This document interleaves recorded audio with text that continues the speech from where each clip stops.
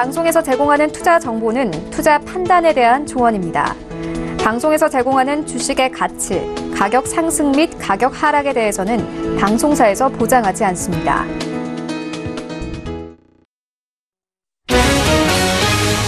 오늘의 헤드라인 뉴스입니다. 뉴욕 증시에서 주요 지수는 기업의 실적이 엇갈리면서 하락했습니다. 뉴욕 증권거래소에서 다우존스 지수는 전장보다 0.48% 하락한 25,196.53에 거래됐습니다. S&P 500 지수는 전장보다 0.57% 하락한 2,740.27에, 나스닥 지수는 0.43% 하락한 7,436.53에 거래됐습니다. 뉴욕 유가는 사우디아라비아의 거듭되는 증산 방침과 글로벌 금융시장의 위험 회피 영향으로 폭락했습니다. 뉴욕 상업거래소에서 11월물 WTI 가격은 배럴당 4.2% 폭락한 66.43달러의 장을 마감했습니다. WTI는 지난 8월 20일 이후 최저치로 떨어졌습니다. 또 지난 7월 이후 가장 큰 하루 낙폭을 기록했습니다. 언론인 피살 사건 파장이 지속되는 가운데 사우디는 연일 공급 확대 방침을 밝히고 있습니다. 라파엘 보스틱 애틀랜타 연방준비은행 총재가 경제가 강하다며 연준이 중립금리까지 기준금리를 추가로 올려야 한다고 주장했습니다. 그는 중립금리 도달 이후 통화정책 방향에 대해서 다시 검토할 필요가 있다고 말했습니다. 보스틱 총재는 한 강연에서 경제 성장은 강하며 상방 위험이 더 크다고 밝혔습니다. 그는 기업들이 현재까지 무역 분쟁에 대해 대응력을 보인다고 평가했습니다. 유럽연합이 이탈리아 예산안을 거부했습니다. 이유는 이탈리아의 예산안을 다시 제출하라고 요청했습니다. EU 집행위원회가 회원국의 예산안을 거부한 것은 이번이 처음입니다.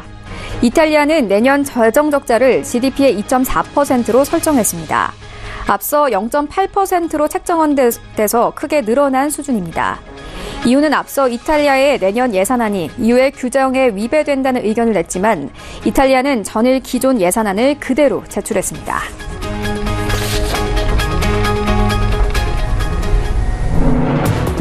시청자 여러분 안녕하십니까? 출발 증시와이드 1부 시작합니다. 최효은입니다. 어제 코스피와 코스닥이 다시 한번 연준 최저점을 기록했습니다. 코스피 같은 경우에는 2100선 그리고 코스닥은 710선에서 마감했는데요. 이와 함께 환율 또한 급등했습니다. 1137원까지 기록했습니다. 수급과 투자 심리가 모두 좋지 않은 상황에서 뉴욕 증시 또한 3대 지수가 모두 하락하면서 마감했는데 오늘 출발 증시와이드 1부와 함께 정확하게 다뤄보도록 하겠습니다. 네, 먼저 이 신승용의 시그널 나올 시간에는요, 어제 우리 증시뿐만이 아니라 아시아 증시가 전반적으로 하락세를 이어갔습니다.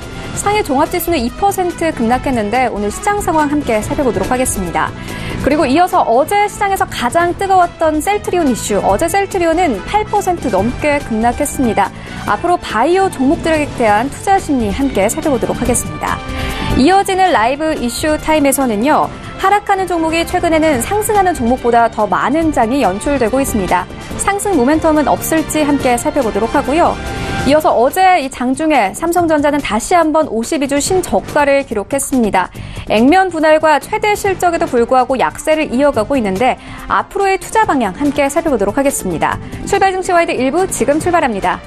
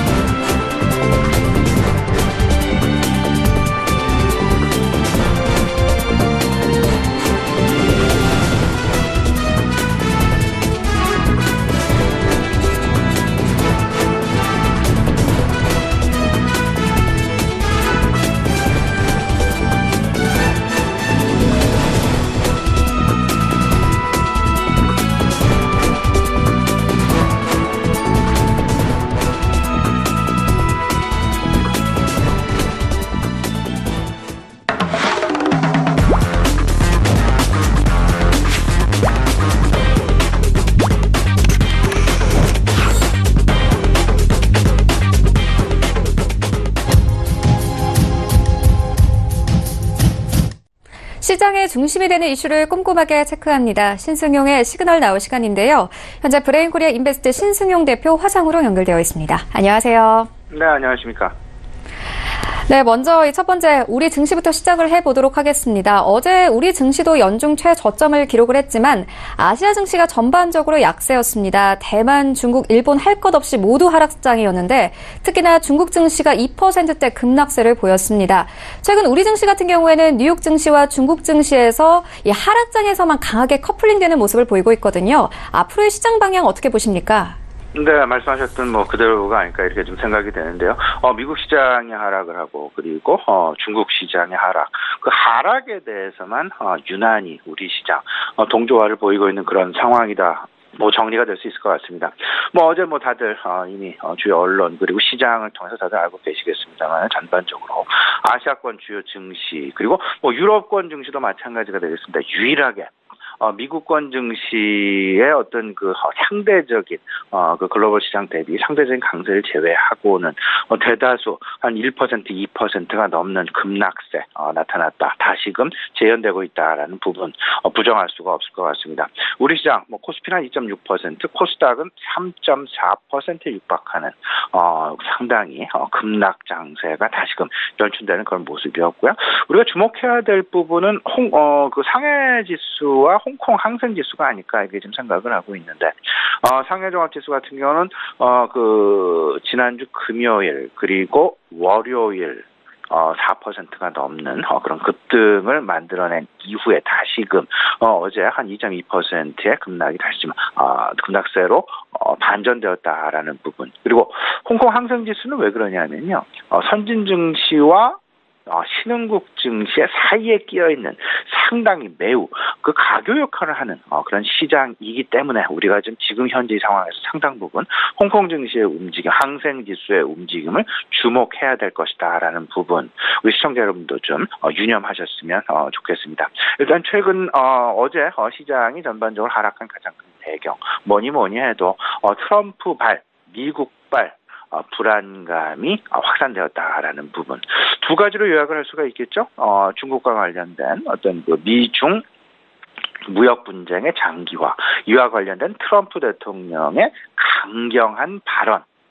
이 부분이 투자 심리를 상당 부분 위축시켰다라고 해석이 될 수 있을 것 같고요. 미국에서 사실상 중거리 핵전력 조약을 파기하겠다라는 그런 발언. 이 위에 거 앞서서 말씀을 드린 부분은 글로벌 세계에서 G2 국가 간의 어떤 통상 이슈 G2에만 머무는 것이 아니라 신흥국, 선진국, 글로벌로 확산되어져 가는 장기화에 따라서 확산되어져 가는 그런 모습으로 시장은 이해하고 있다라고 보셔야 될 것 같고 그 핵전력 조약 파기 같은 경우에는 글로벌 군사 상황에 있어서 상당 부분 긴장감을 초래할 수 있다라는 부분. 특히나 어제 미국 군함이 대만 해협을 통과했다라는 그런 소식 전해지면서 미국과 중국 간의 군사적인 긴장감마저도 확대해가는 그런 모습들이 아우러지면서 통상적인 문제는 물론 군사적인 어떤 그 긴장감까지도 그 우려감이 확산되어져 가는 그런 모습이 시장 내 그대로 고스란히 반영되었다라고 해석을 하시면 좋을 것 같습니다. 이러다 보니까 신흥국에 대한 공포감이 상당 부분 확대되어 가고 있고 사실상 우리 시장이 그 아시아권 타 지역 시장보다 조금 더 낙폭이 크게 나타났었던 이유, 배경을 좀 찾아본다라면요. 일단 우리 시장에 있어서는 좀 외국인 수급에 있어서 상당 부분 조금은 좀 자유롭지 못하다라는 부분 다시 한번 좀 말씀을 좀 드릴 수 있을 것 같고요. 그 외국인 수급에다가 실질적으로 기업들의 내년도 이익이 조금 좀 다른 지역들보다 상당 부분 좀 가미기 되지 않겠느냐, 많이 줄어들지 않겠느냐라는 우려감마저도 작용이 되고 있다라는. 여기에는 뭐 여러 가지 원인, 여러 가지 배경이 있을 수 있겠지만, 뭐 첫 번째는 미국과 중국 간의 무역 분쟁 장기화에 따른 중국으로부터의 영향, 미국으로부터의 영향, 동시에 그 두 가지 두 나라로부터의 영향을 그대로 우리나라 기업들이 받고 있다라는 부분 그대로 이해를 하시면 될 것 같고요. 또 한 가지는 법인세와 관련된 실효법인세가 우리나라 같은 경우는 인상 기조를 계속해서 유지를 하고 있죠.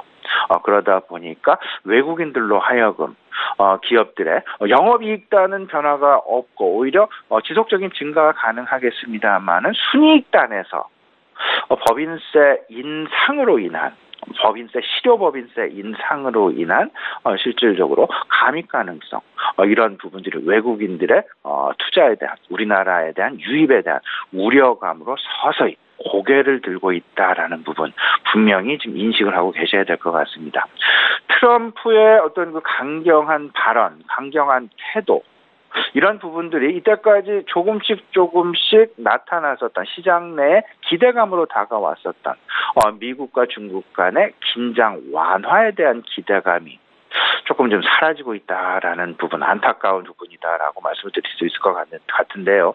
실질적으로 시장 내에서는 다음 달 말이죠. G20 정상회담에서 그 트럼프와 중국의 시진핑과의 만남, 여기서 어떤 그 서프라이즈성 그 빅딜이 나오지 않겠느냐라는 그런 기대감이 조금씩 나타났던 것이 사실이었습니다. 하지만 어제 트럼프의 어떤 그런 강경 태도, 강경 발언들 이런 그 빅딜 가능성을 상당 부분 희석시키고 있다라는 그런 우려감으로 오히려 좀 다가오고 있다라는 부분으로 시장은 해석을 하고 있는 것 같고요. 이러다 보니까 미국과 중국 간의 어떤 그 빅딜 가능성 플러스 장기화 이런 부분들에 대한 어떤 그 우려감이 조금 좀 커지고 있다라는 점. 조금 투자 심리의 단기간 내 회복 가능성이 좀 옅어지지 않겠느냐. 이쪽으로 좀 시장은 초점을 맞춰져 가고 있다. 이러다 보니까 투자 전략은 너무나 명확합니다. 지금 현재 3분기 실적 시즌이 진행이 되고 있습니다. 이런 속에서 이 3분기 실적 시즌 이러다 보니까 어떤 그 밸류에이션이 바로 조만간 대두가 될 가능성이 높은데요. 이 밸류에이션, PER, 고퍼주에 대한 관심이 오히려 저퍼주와 아니면 PBR 중심으로 바뀌어가고 있다라는 점을 꼭 좀 생각을 해두시면서요. 어제 특히나 고성장 바이오주들의 하락 부분, 잠시 후에 좀 더 자세히 말씀을 좀 나누겠습니다만은 이런 부분과도 밀접하게 연관이 되어 있다라는 부분 생각을 하시면서요. 내가 가지고 있는 포트폴리오의 PER이 얼마인지 그리고 PBR이 얼마인지 평균적으로 생각을 했을 때보다 PER이나 PBR의 수준이 높은지 낮은지 이 부분을 가지고 분명하게 나의 포트폴리오를 조정해 나가셔야 되겠다라는 부분 다시 한번 좀 강조해 드리고요. 이 부분은 전체적인 글로벌 통화 긴축 기조와 절대 다르지 않다라는 부분. 통화 긴축, 금리 인상과 통화 긴축이 지속이 된다라는 결국은 시장은 밸류에이션, PBR 중심으로 회귀할 수밖에 없다라는 부분 꼭 좀 명심하시고요. 특히나 고성장주, 고퍼주 같은 경우에는 조금씩 옥석 가리기 형태로 나의 포트폴리오의 비중을 줄여나가시는 게 바람직하지 않나 이렇게 생각을 하고 있습니다. 네, 어제 하락장에서 가장 뜨거웠던 이슈는 바로 셀트리온입니다. 블록딜 이슈로 어제 8% 급락세를 보였는데요. 기관들이 다시 한번 이 셀트리온의 물량을 받기 위해서 삼성 바이오로직스와 같은 어제 바이오주들을 다시 되파는 모습을 보였거든요. 이렇게 또 바이오 종목들이 하락세를 보이고 있는데 앞으로의 방향은 어떻게 보십니까? 이렇게 좀 보셔야 되겠죠. 일단 바이오 업종 전체적으로요. 어제 그 셀트리온의 그 2대 주주였던 테마섹이 360만 주 정도를 이제 블록딜 매매로 이제 매도를 했습니다. 그 매도 금액이요.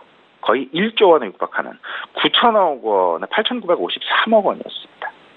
그만큼 외국인 지분을 이제 외국인 지분이 없어지면서 우리나라 기관들 아니면 개인 투자자들 이 부분을 다 받아가야 되는 그런 상황. 어제 같은 경우는 기관이 이제 다 블록딜로 이제 다 받아가긴 했는데 문제는 그 매도 대금, 그러니까 기관 입장에서는 매수 대금이죠.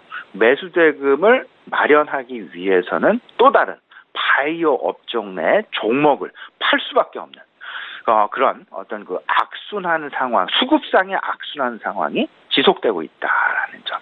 그리고 여기서 또 한 가지 우리가 좀 염두해야 될 부분은 테마색이 왜 그 지분을 팔고 있으며 테마색이 팔고 있는 그 부분에 있어서 블락딜을 할 때 통상 프리미엄 매매를 할 수 있고 디스카운트 매매를 할 수 있는데 상당 부분 디스카운트 매매에 치중했다라는 점. 이 두 가지를 우리가 좀 생각을 해볼 수가 있습니다. 이미 싱가포르 국부펀드 테마색 같은 경우는 이미 올해 들어서만 어제를 두 번째 블락딜 매도로 실제로 그들의 지분을 현재 9.6%까지 줄여놓은 그런 상태가 되겠습니다. 점점 그들의 지분을 줄여가고 있다라는 점.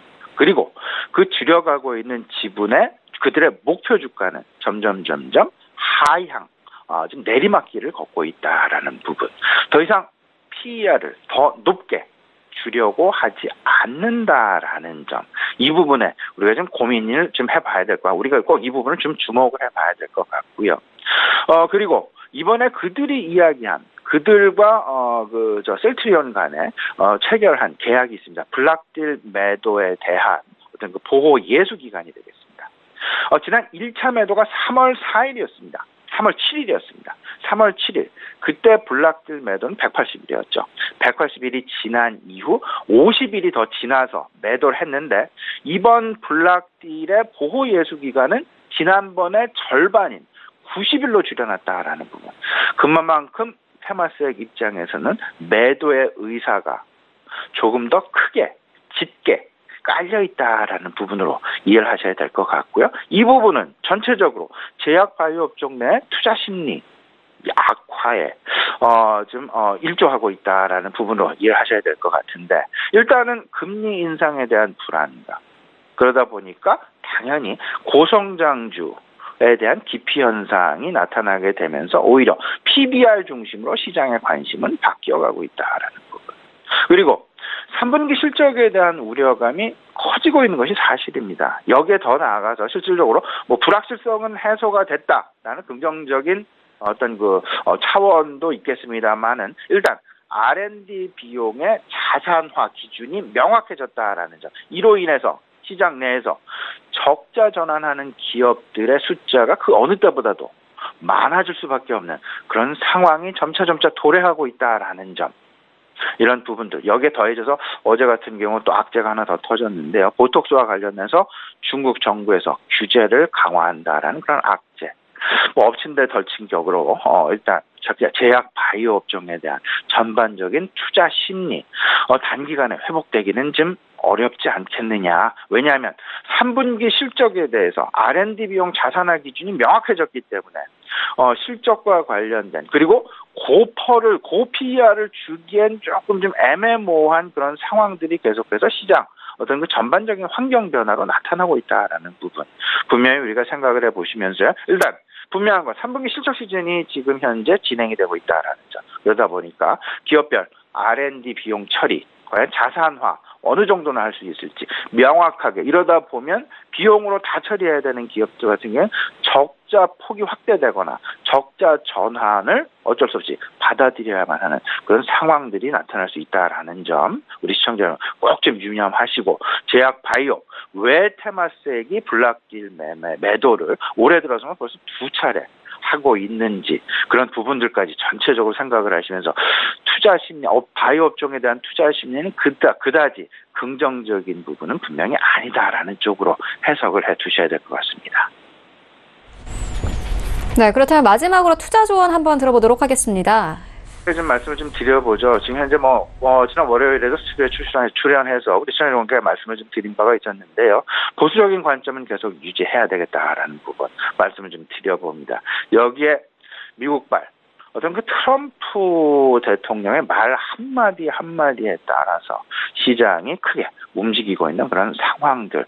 가장 중요한 것 뭐니 해도 달러의 방향성, 외국인의 수급 눈여겨봐야 된다라는 부분. 어제만 해도 4천억 원이 넘는 외국인의 순매도, 기관들 순매도까지 합치면 6천억, 7천억 원에 육박하는 10월 한 달 동안 외국인의 순매도가 거의 3조 원에 육박하는 2조 8천억 원에 이른다라는 점 분명히 좀 기억을 해두시면서 과연 외국인의 수급이 개선될 만한 환경을 만들기 위해서는 그 조건이 무엇일까? 이 부분을 생각하시면 지금 현재 시장을 어떻게 대응해야 될지 명확하게 답이 나올 수 있다라고 생각이 됩니다.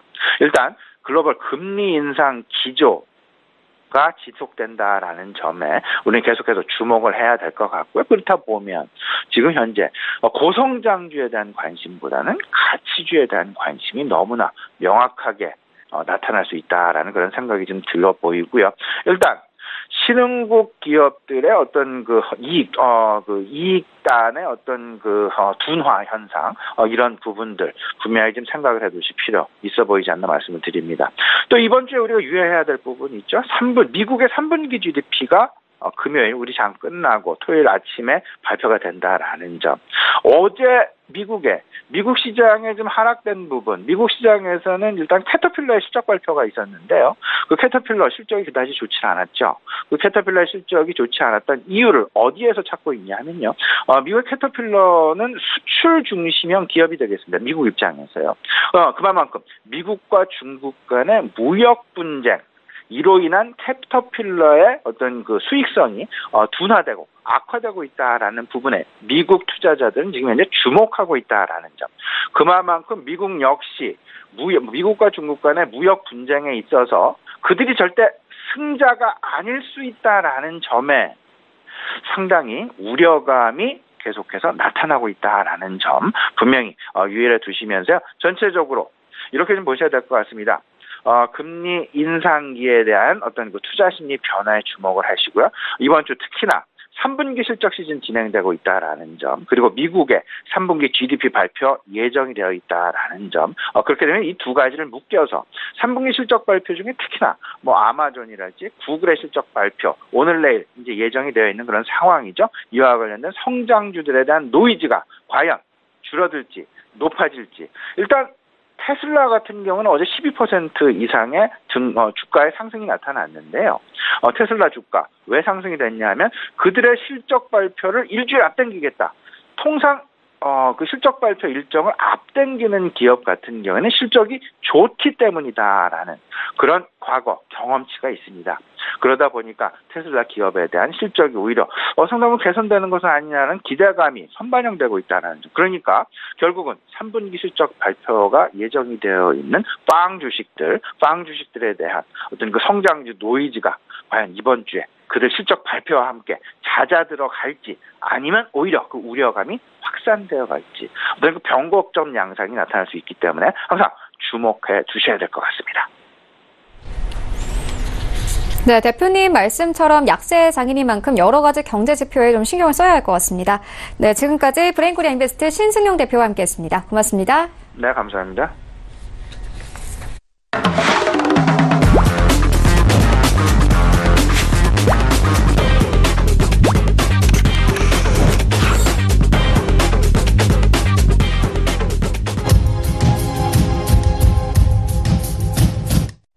네, 이번에는 국내 시장 쟁점 함께 분석해 보도록 하겠습니다. 라이브 이슈타임인데요. 한국투자증권 김권진 차장과 화상으로 연결되어 있습니다. 안녕하세요. 네, 안녕하십니까. 네, 어제 코스피가 다시 한번 연중 최저점을 기록을 했습니다. 하지만 우리 기초 체력은 나빠 보이지 않거든요. 예, 좀 통계를 보니까 지난달에 외환 보유액의 최대를 기록했다 이런 분석까지 있는데 앞으로의 상승 모멘텀은 없는 겁니까?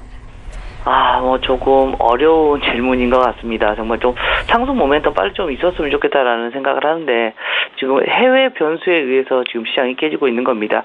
우리나라보다는 해외. 그런데 우리나라가 워낙 수출로 어떻게 보면 먹고 사는 국가이기 때문에 해외 시장으로 어떻게 보면 좀 민감하게 반응을 하고 있는 것이다라고 생각을 해주시면 될 것 같고요.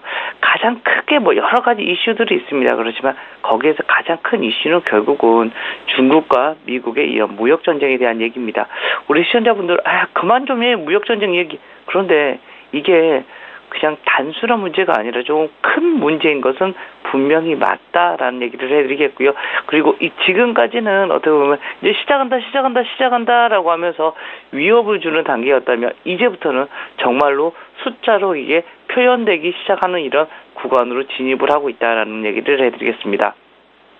실제 이번에 G20 정상회담에서 그 전에 바로 미국의 대통령 트럼프와 시진핑 주석이 만나기로 하면서 극적 타결되는 거 아니냐라고 얘기를 하지만 지금 계속해서 트럼프 입장에서는 아니야, 이건 그냥 정상회담에 불과해, 무역하고는 상관없어라는 것으로 선을 긋고 있는 모습이다라는 거 얘기를 해드리겠고요. 계속해서 이런 트럼프 쪽에서는 계속해서 이야기가 나오고 있습니다. 핵 조약을 우리가 파기하겠다, 중거리 핵 조약 같은 것도 우리는 파기를 하겠다라고 이런 얘기는 결국은 냉전 시대로 다시 회귀하는 게 아닌가라는 이런 불확실까지 돌고 있는 것 같고요. 무역보다는 어떻게 보면 군비를 더 많이 증가를 시키겠다라는 이런 이야기까지 하면서 누가 더 좀 기초 체력이 더 센 거에 대한 이야기가 나오고 있고요. 중국 측면에서도 지지 않고 계속해서 이런 얘기가 나오면서 우리나라에 어떻게 보면 피해를 많이 입히고 있는 것 같다라는 거 얘기를 해드리겠습니다. 또 제가 1985년 이후로 그 달러의 흐름을 보면서 시장의 흐름을 봐본 적이 있는데 이거 다시 한번 얘기를 해드리자면 1985년 이후로는 달러가 강세였을 때는 시장이 강세인 적은 없다. 즉 달러가 약세로 돌아서야지만 시장은 다시 강세로 돌 것이다 라는 얘기를 해드리겠습니다. 물론 그것은 있습니다. 지금 현재 이 시장 상황이 어떤 상황이냐면 내년에 우리나라의 컨센서스가 10% 이하가 내려올 거라고 가정을 했을 때 지수가 지금 현재 지수가 적당한 것이다라는 거. 그만큼 이제 시장이 역행하는, 경제가 역행하는 이런 밸류가 나와야지만 이게 지금 현재는 타당한 지수다. 즉 지금 정도 지수면 사실은 좀 많이 싼 구간이다라고 생각을 하셔야 될 것 같고요. 앞에서 우리 아나운서님 얘기하셨던 이런 해답을 드리자면 아마도 다음 달 11월 6일 중간선거 언저리가 하나의 트래킹에 대한 얘기가 나올 수 있지 않을까, 즉 모멘텀이 될 수 있지 않을까라는 이런 조심스러운 그런 기대를 해보고요. 오늘 같은 경우도 마찬가지입니다. 오늘은 시장은 분명히 상승을 할 수 있을 것 같습니다. 근데 제한된 상승이다라는 거 얘기를 해드리겠고요. 가장 먼저 우리가 피부로 와닿는 건 뭡니까? 외국인들의 어떤 식의 반응이다라는 거 얘기를 해드리겠고요. 어제 2시 반 이후에 급격하게 외국인들이 선물을 매수를 해줬다라는 것은 이건 추가적인 하락을 바라는 것보다는 이제부터는 여기서부터는 좀 잡아주려고 하는 이런 모습이 나오지 않을까라는 이런 고민을 해볼 수가 있다라는 얘기를 드리겠습니다. 네, 어제 약세장을 지나는 가운데 시총 1위 기업인 삼성전자가 다시 한번 장중에 52주 신저가를 기록을 했습니다. 사실 사상 최대 실적을 냈고 또 액면 분할을 하면서 거래량이 늘었습니다만은 이 액면 분할을 실시했을 때 5만 3천 원에서 벌써 17% 빠진 4만 3천 원에서 마감을 했습니다. 이제 반도체 고점 논란까지 있는 상황인데 하락 국면이라고 보면 되겠습니까? 하락 국면까지는 아닐 거라고 생각합니다. 실제로 지금 현재 삼성전자가 여기서 지금 현재 얼마 연에 그냥 15조씩 번다고 하면 60조 정도를 벌게 됩니다. 자, 그러면 지금 현재 삼성전자의 시가총액을 보면 276조 정도가 지금 현재 시가총액으로 나오고 있다는 거. 자, 이거는 말이 안 되는 이런 숫자다라는 거 얘기를 해드리겠다. 60조 버는 회사인데, 60조 버는 회사, 내년에도 좀 꺾인다고 그래도 64조 지금 현재 예상이 나오고 있습니다. 그런데 60조를 그냥 보수적으로 60조만 번다라고 해도 시가총액이 276조는 아니지 않나라는 생각합니다. 그냥 한 10배만 줘도 우리가 60조에서 10배만 줘도 600조를 가야 되는데 276조입니다. 이거는 퍼가 한 5배 언저리밖에 지금 현재 나타나고 있지 않다는 거다라는 거 얘기를 해드리겠습니다. 물론 지금 현재 계속해서 3분기가 고점일 거다라는 얘기가 많이 나오고 있습니다. 저도 거기에는 동의를 하고 있는데요. 실제로 디램 가격이 최근에 계속해서 스팟 가격들이 하락을 하고 있는 모습이 나오고 있기 때문이다라는 거 얘기를 해드리겠고요. 디램 가격이 그만큼 떨어진다는 말은 삼성전자를 지금 현재 지탱하고 있던 이런 실적의 흐름이 좀 내려올 가능성이 분명히 있기 때문이다라는 거 얘기를 해드리겠습니다. 그렇지만 아무리 생각해도 주가는 싸다라는 생각을 할 수 있을 것 같고요. 최근에 계속해서 사상 최대 실적 계속해서 냈었었고 자사주 매입이나 이런 얘기가 조금 어렵다라는 거, 그리고 액면 분할 효과도 사라졌다라는 거 얘기를 해드리겠고요. 자사주를 사기는 하는데 소각이 불가능합니다. 지금 현재 금융법인에 대한 이런 그런 이슈들 때문에 얘기를 해드리겠고요. 최근에 이런 이슈들 때문에 금융법인 쪽에서 계속해서 물량이 나오고 있었었죠. 이렇게 블럭이 돌아왔던 것처럼 이 비율 때문에 그렇다라는 거 얘기를 해드릴 수가 있을 것 같고요. 조만간 어떻게 보면 지배구조에 대한 이런 이슈들이 계속해서 나올 것 같습니다. 아마도 연말이 되면 지배구조를 어떤 식으로 바꾸겠다라는 이런 이슈들을 좀 아마 튀어나올 수 있지 않을까. 이런 게 다 정리가 되고 나면 삼성전자는 아마 다시 한번 상승을 할 수 있을 것 같고요. 그 지금 시기로 본다면 내년 1분기에 이런 효과가 나와야 됩니다. 저 삼성전자 실적이 좀 꺾일 줄 알았는데 아니네, 괜찮게 나올 것 같네라는 이런 식의 반응, 바로 1분기 실적 발표가 나고 나면 아마도 삼성전자는 상승으로 시작을 할 것 같고요. 지금 정도 라인이면 어떻게 보면 배당만 받아도 되는 것 같습니다. 지금 정도 바닥 이런 정도의 수준이면 지금 현재 시중 은행 금리 같은 경우가 높아봤자 뭐 3%대가 안 되는 걸로 알고 있습니다. 그런데 삼성전자 같은 경우는 배당 수익률로만 하더라도 3% 가까이가 나는 회사다라는 거. 이렇게 되면 어떻게 보면 배당도 먹고 지금 가격 상승도 노릴 수 있는 바로 꽁도 먹고 알도 먹는 이런 하나의 효과가 나타날 수 있지 않을까라는 생각을 할 수 있습니다. 전 세계 1위 기업입니다. 반도체 부분과 휴대폰 부분 전 세계 1위 회사인데 이렇게까지 저평가 받아도 되나라는 이런 고민을 할 수 있을 것 같습니다. 네, 이와 관련해서 이 국민연금이 주식 대여 중단을 전면적으로 결정을 했습니다. 외국인들 공매도 투기 세력 때문이다 이렇게 이야기를 하는데 또 일각에서는 그 비중이 1%밖에 되지 않는다 이렇게까지 또 설명을 합니다. 공매도 때문이라면 사실 이런 결정은 조금 수박 겉핥기식이 아닌가 이런 생각이 들거든요. 어떻게 보십니까? 사실 조금 제도가 좀 후퇴하고 있는 게 아닌가라는 생각을 하고 있습니다. 실제 우리 개인들은 사실은 그런 공매도나 이런 게 좀 하기가 어려운 게 사실입니다. 사실은 많이 빌리기도 어렵고요. 이런 물론 제도 그렇게 없다 보면 제도에 보완을 하려면 개인들도 어떻게 보면 공매도를 활성화할 수 있는 이런 제도가 좀 필요한데 지금은 좀 진보하지 못하고 좀 후퇴하는 게 아닌가라는 얘기를 합니다. 지금 실제 뭐 국민연금이 뭐 국민청원이다 뭐 청원 이런 얘기가 많이 나가버리면서 국민연금이 어떻게 보면 신뢰를 조금 많이 저버리는 이런 효과가 나오지 않았을까라는 얘기를 해드리겠습니다. 해외 투자자들한테는 뭐 이런 뭐 손바닥 뒤집기 같은 이런 정책을 사용하느냐라는 이런 얘기를 할 수 있을 것 같고요. 국민연금이 어찌됐든 뭐 돈을 많이 벌지는 않았지만 연에 100억 원 이상의 계속해서 수익을 내고 있던 게 하나의 이런 수수료 수입이었다라는 거 얘기를 해드릴 수가 있습니다. 물론 공매도 지금 현재 여기서 금지를 하면 어떻게 돼야 된다? 환매수를 하면서 이렇게 쇼커버링이 나와서 주가가 좀 올라가는 게 아니냐라는 이런 긍정적인 얘기를 하는데요. 지금 현재 시장 전문가들의 얘기를 빌려서 얘기를 해보냐 그렇지 않을 거다라는 얘기가 나오고 있습니다. 실제적으로 공매도를 하면 대부분 이런 공매도를 했던 사람들이 언제 다 갚아가냐면요. 연말이 되면 다 이것을 청산을 한다고 합니다. 실제로 지금 이미 이거는 이런 스토리는 진행되고 있고요. 또 장기간 공매도를 하고 싶은 이런 기관 같은 경우는 어떻게 하냐면 뭐 국민연금 거를 다른 데서 빌려서 바로 매도해놓고 이렇게 갚아버리면 끝이라고 합니다. 그래서 시장에는 그렇게 큰 영향이 있을 수는 없다. 물론 심리적인 이런 것은 조금씩 긍정적으로 가겠지만 다른 것에는 조금 그런 게 없어 보인다라는 얘기를 드리도록 하겠습니다. 네, 그렇다면 차장님 이렇게 약세장을 지날 때는 어떤 전략으로 좀 접근해보면 되겠습니까? 자, 우선은 가장 큰 것은 조금 고민이 많이 되는 시장입니다. 지금 현재 우리나라의 경제 주체는 어떻게 되고 있습니까? 지금 현재 주식시장의 경제 주체는 외국인과 개인, 기관입니다. 그런데 이 세 가지 주체가 동일한 이런 영향력이 있는 게 아닙니다. 개인과 기관은 큰 영향력이 지금 현재 많이 떨어져 있는 상태다라고 생각을 해주셔야 될 것 같고요. 외국인들이 어떻게 보면 시장을 쥐락펴락 이런 모든 것을 해버리는 이런 구간이다라고 생각을 해주셔야 됩니다. 조금 보수적인 투자자라면 저 같으면 그럴 것 같습니다. 외국인들이 들어오기 전까지는 조금 쳐다볼 것 같습니다. 그냥 한 발짝 뒤로 물러서서 조금 시장을 바라봐야 된다라는 거 얘기를 해드리겠고요. 지금 어찌됐든 여러분들이 아는 하락 국면입니다. 하락 국면에 굳이 여러분들이 적극적으로 베팅을 할 필요가 있나라는 생각.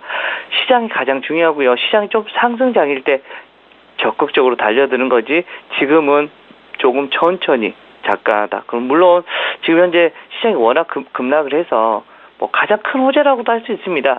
시장이 낙폭 과대라는 것은 가장 큰 호재. 분명히 우리나라의 밸류에이션은 정말 싸다라는 것. 그렇지만 최종적으로는 사주는 사람이 있어야 됩니다. 근데 지금 현재 사주는 모습은 전혀 보이지 않는다. 즉 어떻게 보면 외국인 글로벌 자금들이 어떻게 보면 위험 자산보다는 안전 자산으로 많이 회귀가 되고 있고요.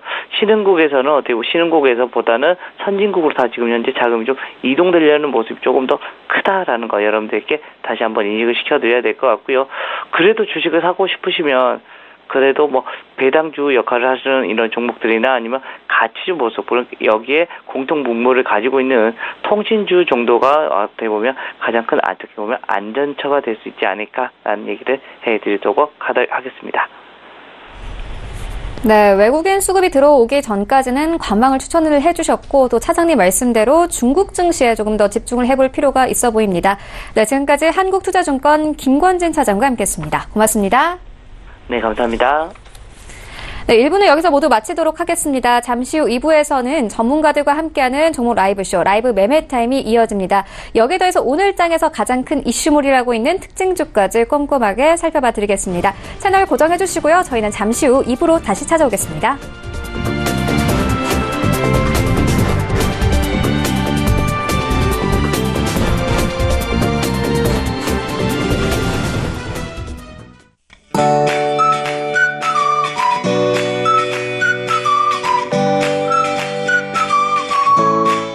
안녕하세요. K웨더 라이프스타일 일부 박유라입니다.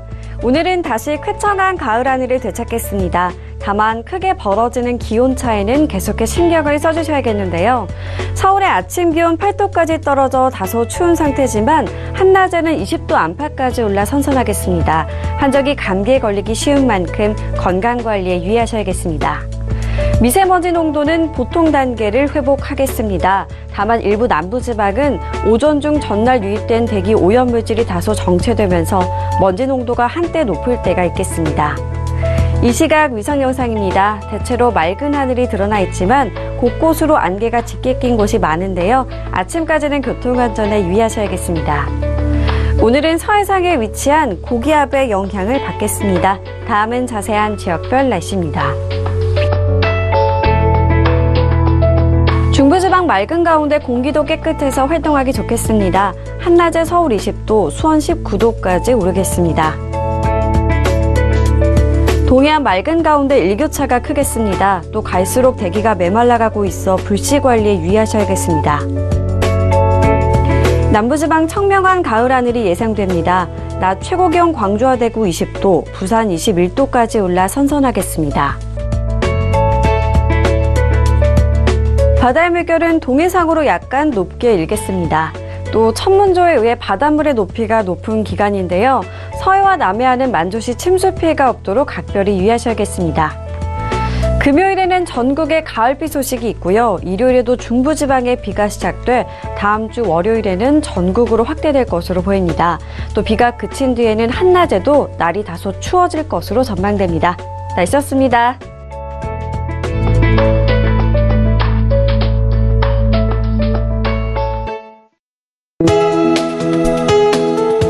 방송에서 제공하는 투자 정보는 투자 판단에 대한 조언입니다. 방송에서 제공하는 주식의 가치, 가격 상승 및 가격 하락에 대해서는 방송사에서 보장하지 않습니다.